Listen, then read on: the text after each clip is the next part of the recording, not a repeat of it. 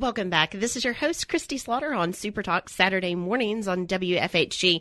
We're joined with my special guest, Daniel Miller. He is the author of The Gifts of Acceptance, Embracing People and Things as They Are. Good morning, Daniel. Good morning, Kristi. How are you? I'm doing great. Thanks so much for being on the show. This is a topic that I'm very excited and enthusiastic about sharing with our listeners. So when I got your information from this gentleman that I work with quite a bit, he sends me wonderful, interesting guests and people. He mentioned in some of the literature that was sent that you consider yourself to be a former compulsive controller. What does that mean? Well, I tried to control everything and everybody. Probably some people may have called me a control freak, but to me it's a compulsive, obsessive type of controlling. And, we all control. I still control now, but not nearly as much as I used to. And that's the reason I wrote the first book on letting go of control. I've just learned that's where acceptance comes in. When we are able to accept the what is, or people as they are, or things as they are, there's no need to really try to control them. So I like to say that acceptance is an antidote for the controlling type of compulsions. But it worked for many years, but at a physical toll and a mental toll. And then ultimately realized that controllers aren't trusting life. They're living primarily in fear of the what is, what might happen, what might be. And I refer to fear, a good acronym for fear is future events already ruined. And that's sort of the way I looked at things earlier in my life, but thank goodness those years are behind me pretty much. But as I say, I think, we all control at times, no question about it. It's a matter of finding the balance, that middle ground between surrender and excessive control. And in that middle ground, varies from person to person, of course. One of the things that I loved about your book, now, honestly, Daniel, there are some books that I get, and this is a theme of acceptance that has come into my personal life within the last few years that I've been working on as an individual. So when I saw your book, I thought, this is divinely guided that I'm able to speak with you and to get my hands on your book. So I ended up taking out my highlighter. I know some authors don't like it when you mess in their books, but there were some things that I wanted to remember. And so I would go through and I would highlight them and be able to see things from a slightly different perspective. And one of the things that I would love if you would explain to our listeners when we think about acceptance, and I know personally this is the way that I felt when I first started working with this concept, we're not accepting a person's behavior per se, but we're accepting things as they are in reality. So talk to me a little bit about what acceptance actually means to you and how this can benefit us. That's an excellent question. What I mean by acceptance, or the type of acceptance I'm writing about, is the sort of even-keeled, detached acceptance of the underlying reality, whether it's of the person or what they do or the situation. And what I mean by that, to extend it further, that's acceptance without negative feelings, particularly judgment, fear, and resentment. When we are able to process those so-called negative feelings, we can then accept the situation as it is. And by the way, I think what you alluded to, that doesn't mean we're condoning it, doesn't mean we're excusing it, or anything like that, or that we're being a doormat. Is we are seeing the underlying truth without the makeup. And when we can get to that point in a situation or dealing with a person or relationships, even a very troublesome one, it is at that point we can see the real options that we have, or the choices that we have that are best for us. But I personally believe, and in my experience and people I've interviewed and talked to regarding the book, that until we can reach that more calm type of acceptance, more of a neutral mindset, those options don't appear for us. We're too wrapped up in the anger and resentments and other elements. What role does denial play in being able to look at something from a neutral standpoint? Denial plays a huge role. I think myself included, most of the time when we are not accepting, it's because we are not really being honest or truthful with the underlying reality. We're finding ways to look away, wishful thinking, dismissive comments, arrogance. Denial, when I talk about denial, it comes in many forms, but the ultimate basis is when we're in this denial, we're not able to take a look at the underlying reality, so we don't know what we need to accept until it keeps biting us. Ultimately, if we're in denial, it might bite us hard enough where we can step back and see what the truthful situation is. So it's a tough one, overcoming denial. And in my book, I have what I call denial queries, a series of questions aimed at helping the reader identify areas of their life that they might be denying, because it's a really difficult challenge, but it's essential for acceptance. That's one of the things, Daniel, that I loved about your book is at the end of each chapter, you give some strategic ways that we can incorporate some of those things of letting go of control of and really going into this place of acceptance. And so not only do you give examples, but you're giving some real life tools to be able to transition into really a different perspective, a different way of looking at everything, not only our own lives, but how we perceive the world around us. Yes, thank you. I appreciate that.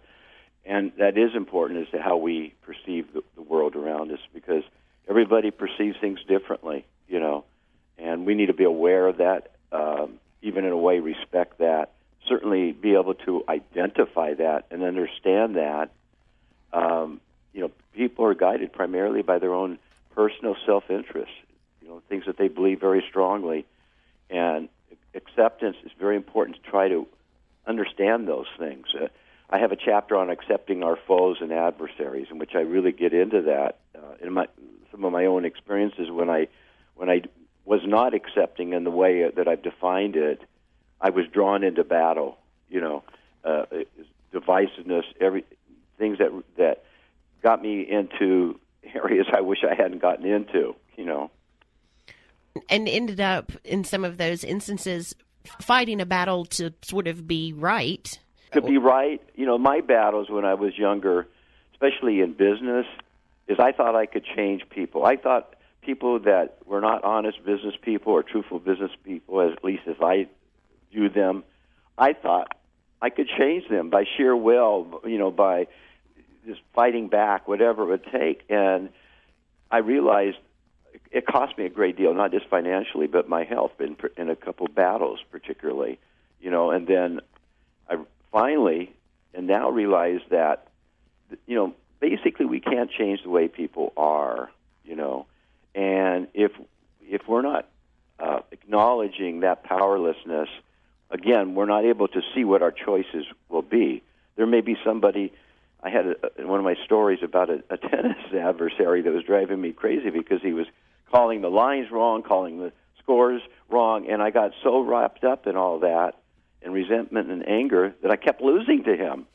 I was a better player until one time I told myself, hey, Danny, maybe there's other reasons why this way. Maybe he can't see that well. Maybe he's not trying to cheat me. Maybe he's not trying to harm me. So I was able to get into that sort of neutral mindset, which is where the acceptance lies, and I was able to focus, and I beat him. That's incredible. One of the quotes that kind of goes along with this from your book, remember, not everything is a crisis, but anything can become one if you fail to let go of control and accept what is. That's correct. What I like to say, when we accept what is, it lets us discover what might be. And I think that's sort of one of the themes, is when we accept what is, we could then discover what might be. But until we're into that stage of acceptance, again, we're not going to see the really true choices that are best for us, that are available to us. Daniel, we need to take a quick commercial break here in just a few minutes, but Sure. if you don't mind, when we come back, I would love it if you could give us maybe some examples of ways that we are probably trying to control things in our lives beyond our control, where it's really an illusion, and possibly some ways that we might be in denial about those things. Because there may be people, I'm sort of a passive person, and I consider myself to be loving. I don't know how the world views me, but I consider myself to be that way. And I never really thought that I was a controlling person. But I realize even those of us who are like that, it may not be an outwardly aggressive kind of control, but we still have expectations and projections and judgments about things as well. I'd be happy to. It's a very important subject. Okay, we'll be back here in just a few minutes. This is your host, Kristi Slaughter, on SuperTalk Saturday mornings, WFHG 92.9. Welcome back. This is your host, Kristi Slaughter, on SuperTalk Saturday mornings, WFHG. I'm joined back with my special guest, Daniel A. Miller. He is the author of The Gifts of Acceptance, Embracing People and Things as They Are. Thank you for staying with us, Daniel. Sure. To respond to the question you asked before the break about control, I think many people think that controllers are these assertive, aggressive type of people. Very strong, demanding, and definitely they are in that category. But when I talk and write about control in both my books, on Losing Control, Finding Serenity, and on Gifts of Acceptance, I look at control. It can also be subtle. It can be even passive. When we withdraw from someone, that's a form of control. When we try to charm someone, when we pout. So there are the very subtle ways of control, and I think that's what some of you maybe were getting at with yourself. Like as I said before, I was a really controller extraordinaire, but if you ask people, they would say, hey, he's a pretty mellow, soft-spoken person. And I was, but that didn't mean I wasn't controlling, So a couple of the keys to look for is overly high expectations. When we are expecting too much of people or things, we're really trying to control them. We're trying to change them. And that ultimately, in most cases, leads to a lot of resentment. People don't like to have people expect too much of them. Another factor, and it may surprise some people, is we are lacking humility, meaning I know my case with the raising of my children is there's that sense of parental omniscience that we know what's best or what's right for our children. And we often really don't, because each of us are individual and unique. And I know with my youngest daughter, with her homework, I just was driving me crazy the way she loud music, lying down, not taking notes, and I was really getting after her to change because I was very disciplined in school. And she looked up at me one day. This is when she's 12 years old, and she says, Daddy, I'm different than you. I process things differently than you. And it was so truthful. As soon as she said that, I just realized she's really different than me. And to this day, she needs the pressure of not preparing so that she can focus when exam time comes. And she gets great grades. So who am I to say that what I thought was right for her really is right for her? So that's what I mean by having a little more humility. And the same with our relationships, our love relationships. Is to have some humility. I have in the book what I call a love control test. With our loved ones, some questions that we can ask ourselves that might point out whether we're trying to control our loved one. One is whether do I charm or pout or withdraw to get my way? Do I try to solve her or his problems?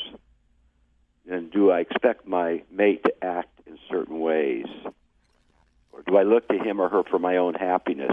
These are the types of things that are indicative that you're trying to control that relationship. So going back to answer your question, control can be subtle as well as aggressive and assertive. And it's a matter of trying to identify them, identify that part of ourselves if we want to ultimately try to change that or to reduce that need that we have to control. And again, it's so much fear-based, and that we're not really trusting life in a way to let things, flow by themselves without our interference or involvement. But when we become more trusting, I've learned that basically I trust that I'm going to be able to take care of myself, what the situation, what may arise. And yes, maybe it took me years to get to that point, but with that, I'm so much more accepting now, Kristi, than I used to be. And my relationships with my family, loved ones, friends are so much stronger.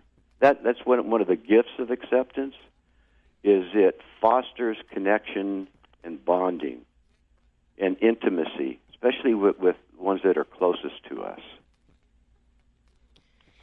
Daniel, do you find now that you have really changed your life almost completely in a lot of different ways, and through dealing with learning to accept others in situations as they are, have you found that you feel more peaceful, that there's an ease to living maybe that you didn't have before, regardless if there's external chaos around you?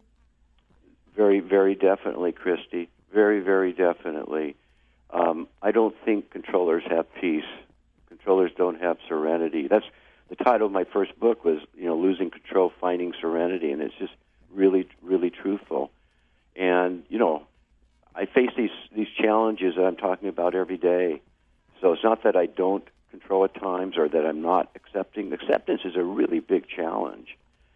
But I like to say is taking the incremental steps towards changing, overcoming the denial, as you mentioned, and becoming a little more aware, and also seeing the consequences when we are overreaching and overbearing. So yes, my life is definitely more peaceful and more serene. And at this point in my life, I have so many blessings. I'm financially secure. I have a lovely wife and children. My parents are still alive. Can you believe that? They're 94 and 96. I was with them yesterday. My dad is hitting buckets of golf balls and still trying to find the secret to golf, as he said. So I'm so blessed, but I'm able to enjoy these blessings. I see them as blessings. I'm grateful for them, and it's so important. That's the other thing I've learned to be is I need to be in gratitude every day of my life. Daniel, one of the things that I'm curious about, if, let's say somebody is listening and they're saying, okay, well, if I'm accepting of this person or this situation, will I just become complacent? Like if I don't have anything to stand up for or fight for, will I just basically be going through life just kind of a zombie? Is there a certain complacency? I'm just trying to think. I don't personally feel that way because I've seen the peace that's been in my life with dealing with these gifts of acceptance. But I'm thinking if we've got listeners that are they just can't get their head wrapped around this, what would you say to them? That's a very good question, Kristi. Acceptance does not mean surrender. It does not mean being lackadaisical. It does not mean passive. It might mean removing yourself from a situation, even stepping out of the room if you need to. But it does not mean giving up or giving in, or it does not mean you're giving up on your principles. To me, acceptance is more of an active thing, actually. As I mentioned before, you're able to identify the choices you have, and then you're able to act upon them, even in the most dire situations or dealing with the most difficult people. So you're not giving in to them. At the same time, you're not trying necessarily to control them or to combat them, but you're trying to do basically you're shifting the focus from others to yourself with acceptance. And when the focus is on ourselves and what we can do and have the power to do, our lives will be much better. Beautiful. Daniel, your book is The Gifts of Acceptance, Embracing People and Things as They Are. Before I let you go today, is there anything else that you'd like to share with our listeners about the concept of acceptance or about your book? Well, the theme I'm trying to go is to help make acceptance go viral. We're in a broken, very divisive world right now, and even though I write primarily about relationships and life situations, acceptance can apply, I think, to the world. We need to start the conversation at least. We need to have the civil discourse. And it is my hope that my book can at least encourage that a little bit, and that acceptance is basically a choice that each of us have. And what I'm trying to write about is to encourage people to make that choice. Thank you so much for sharing your life with us and in your book as well. I encourage our listeners to pick up a copy. It's life-changing. There are several chapters about, as you mentioned, dealing with our foes, control with children. It's a great resource and really helps us to be able to, as you say, examine our own life, because that's really all that we have control over is how we respond and or react. For people who do want to read it, they could get it through Amazon, Apple iTunes, Barnes & Noble. And on this book, I have an audio book out that I'm very proud of. So it's available through those sources. On my website, www.daniel.a.miller, I have about 70 articles on the control and acceptance dynamics. They're pretty short. Encourage your listeners to check those out. Hopefully it might help them in some way. And again, I'm thankful for being on your show and trying to get the word out, or at least trying to start the conversation with people. Well, thank you so much. I'd love to have you back on anytime you'd Sure. like to come back on and share with us. I don't have your book, Losing Control, Finding Serenity, but I'm going to pick it up, and I really need the Gifts of Acceptance on audiobook so I can listen to it in transit, in traffic, things like that. Yes? Yes, definitely. It'll help you be more in acceptance. Exactly. I have a story of being in the freeway traffic jam and having to find acceptance, and it did help. Yes, I remember that. Yes, from the book. Well, thank you again for being on the show. Thank you, Kristi. It's my pleasure. And hello to everybody out there in Bristol. Thank you. Okay, Rick, let's take a quick commercial break if that's okay with you, and we'll be back here in just a few minutes. This is your host, Kristi Slaughter, on SuperTalk Saturday mornings.